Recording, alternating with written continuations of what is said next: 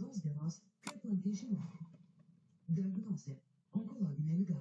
Ir tuo pačią sekundę vyras išėjęs už durų pasakė, man nereikalinga invalidė, man reikalinga. tą pačią dieną jis mane paliko. Rasai ligą pavyko įveikti vienai.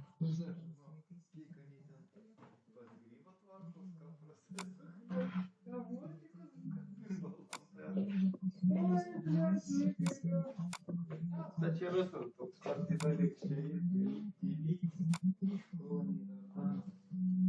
Taip pat mes gyvenom, pagal vaikai užaugo.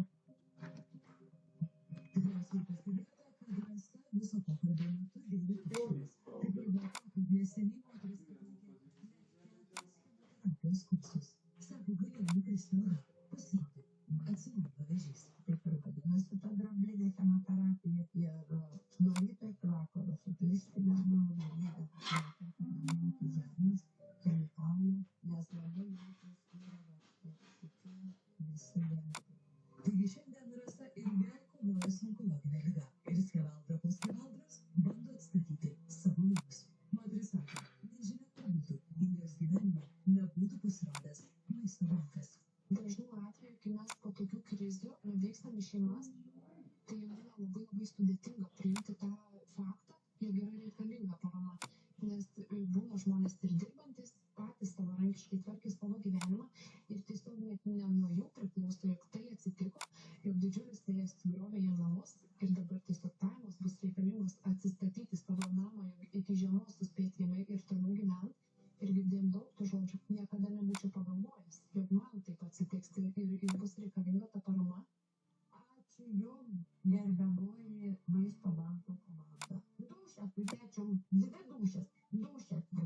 Be jūsų pagalbos jau sėdėčiau alkana. Ta Liepos šeštadienį vos per kelias minutes sugriuvo Rasos gyvenimas. O šį vakarą mes vos kelių mygtukų paspaudimu galime grąžinti viltį. Ačiū jums visiems už pagalbą. Ačiū labai. Reikia skambinti numeriu 1343, auka 5 eurai. Ir numeriu 1413, auka 10 eurų. Juk svarbiausia – žmogiškumas. Šį vakarą būkime kartu.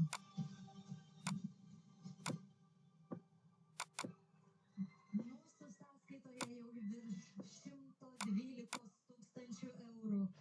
Mūsų savanoriai neskanduoja, ačiū. Mes tikrai sakom jums ačiū, labai ačiū. Nes jūsų pagalba tiem žmonėm maistu tikrai padeda kur kas greičiau atsistoti